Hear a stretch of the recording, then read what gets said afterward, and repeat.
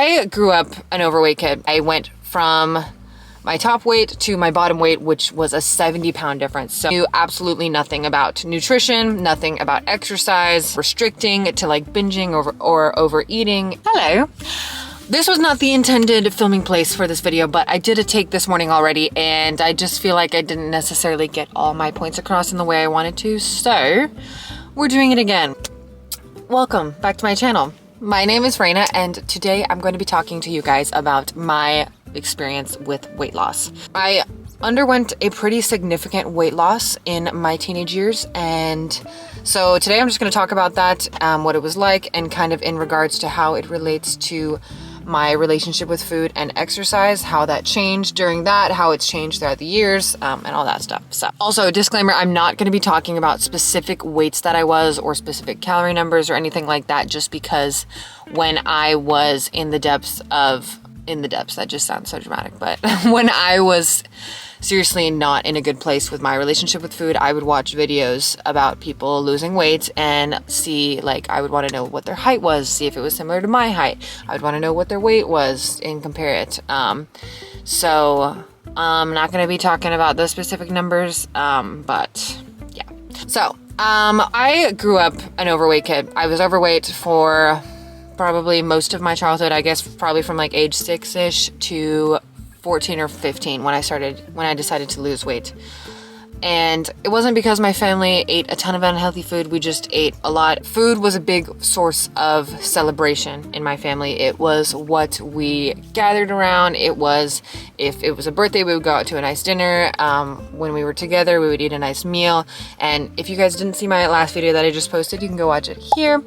But I went to go visit my family, and you guys saw in the video, it's still like that. Like, we still gather around food. Going out and getting a nice meal is a way that we celebrate, and a way that we celebrate getting to be together. And it's not just the case for my family. That's a thing with a lot of cultures, a lot of families, and food is a huge thing that brings people together, and I think that's a beautiful thing. But yeah, the way that I ate when I was younger, it led to me being overweight, and I was pretty overweight by the time that I was 14 or 15. And so I just decided, okay, like I'm getting older, I'm going to take matters into my own hands, and I'm going to try and lose weight.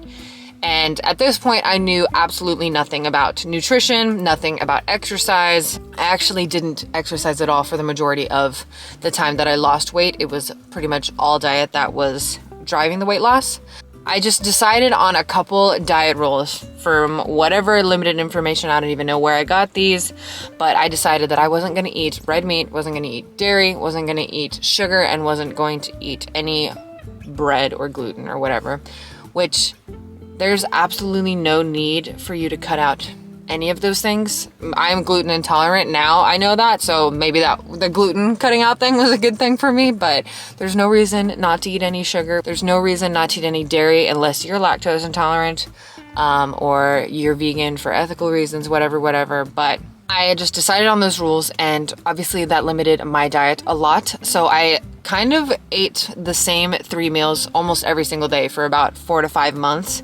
And now looking back, knowing what I was eating and now knowing what I know about nutrition, I was eating not enough whatsoever, especially for a freshman in high school who was doing marching band, which if any of you have any knowledge of marching band, especially in like the South, marching band is a huge, serious thing. It's very intense. Like, I would have after school Monday, first of all, you do summer band, which is like 2 or 3 weeks, I believe, of just like all day practices, 5 days a week. Very intense physically and also mentally, like learning all this new music or all this new choreography. And then during the school year, along with going to school, I did 3-hour practices on Mondays after school, 2.5-hour practices on Wednesday and Thursday after school, Friday from end of school until like 10 p.m. at night because you had the game. We were practicing and performing, and then on Saturdays we would do a competition during competition season, so we would be at the school again by like 8 a.m. and we didn't leave until like 4 or 5 p.m. And that's just walking back and forth, doing all this choreography. So I guess in that sense I was active, but I wasn't doing like any strength training or outright working out. All that being said, I was not eating enough to fuel the activity that I was doing or to just fuel being a young person. And so I lost weight very quickly, a very substantial amount of weight.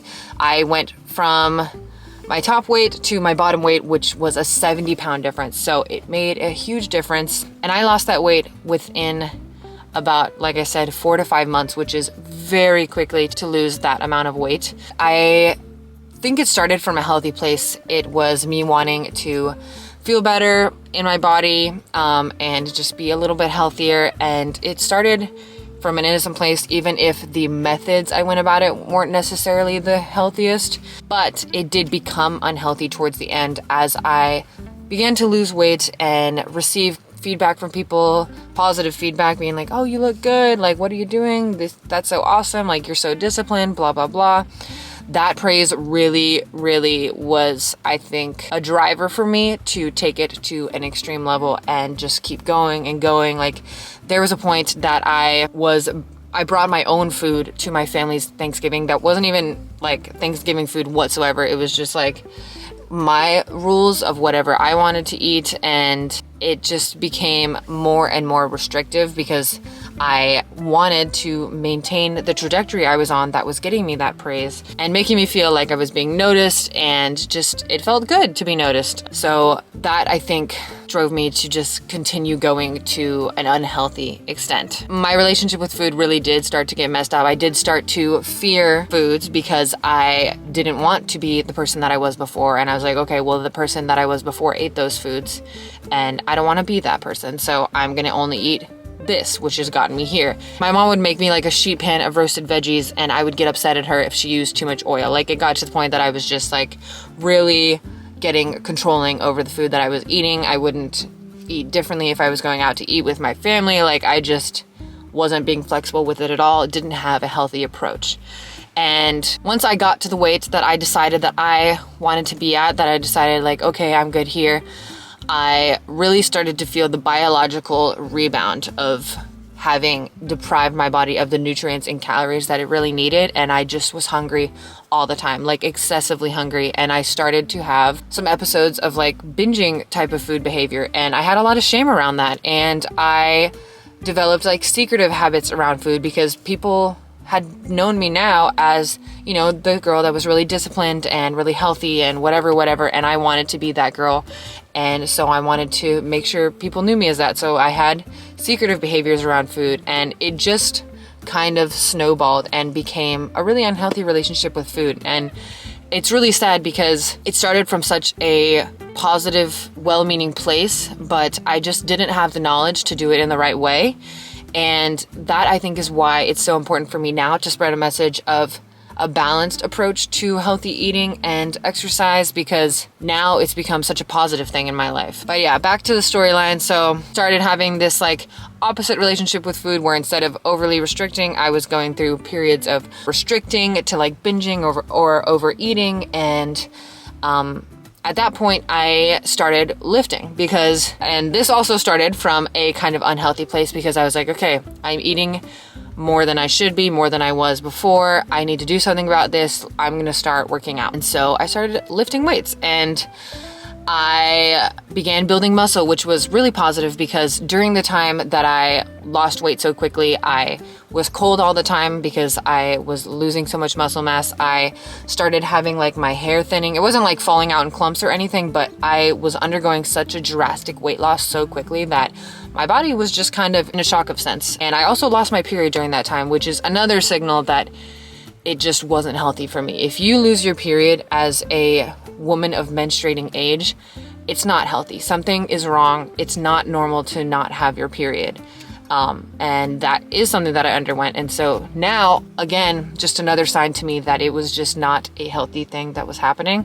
But I started lifting, and now that I was eating a little bit more, my period did come back, and I started getting some muscle because I was eating more calories. And slowly but surely, the lifting became a healthy thing for me rather than something to just like offset the amount of calories I was eating. It became a way that I had me time, and that really started the path towards trying to repair my relationship with food. Also, some YouTubers I watched really helped me learn more about nutrition, which gave me the agency to kind of, you know, eat in a way that was healthy for me without needing to be overly restrictive. It took a long time to repair the relationship with food once it was broken. And I think one of the biggest things that really has set my relationship with food and exercise on such a healthy trajectory was meeting my boyfriend. I met him about 2.5 years ago, and he has such a healthy relationship with food.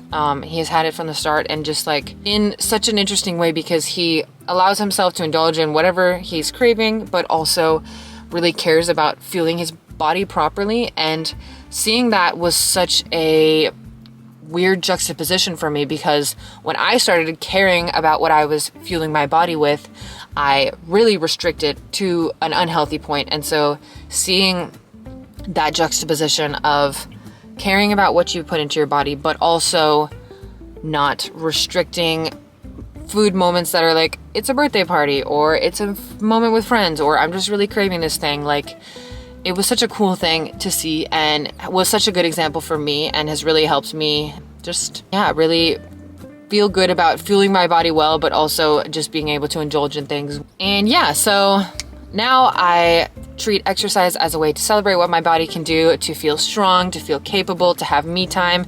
I fuel my body well because it makes me feel energized and it makes me feel healthy. But I also, if we go have a date night and get pizza, I am not beating myself up for getting pizza. I'm just enjoying it and enjoying the quality time that we're having together.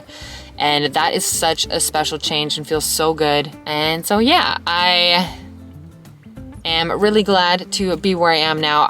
Like I said, during that time I lost about 70 pounds. Right now where I am is about 30 pounds above that lowest weight, and I'm not super lean and cut up by any means whatsoever, but I do think that I am at a healthy weight and a weight that works for me in my life. And I am just very grateful to be on the other side of that, and to now have a position to share a message of a healthy and balanced approach to healthy eating. Like, if I bake something now, I don't feel the need to healthify it. Sometimes I do if I'm like, oh, I'm gonna have this for breakfast and I want it to be like blood sugar balanced.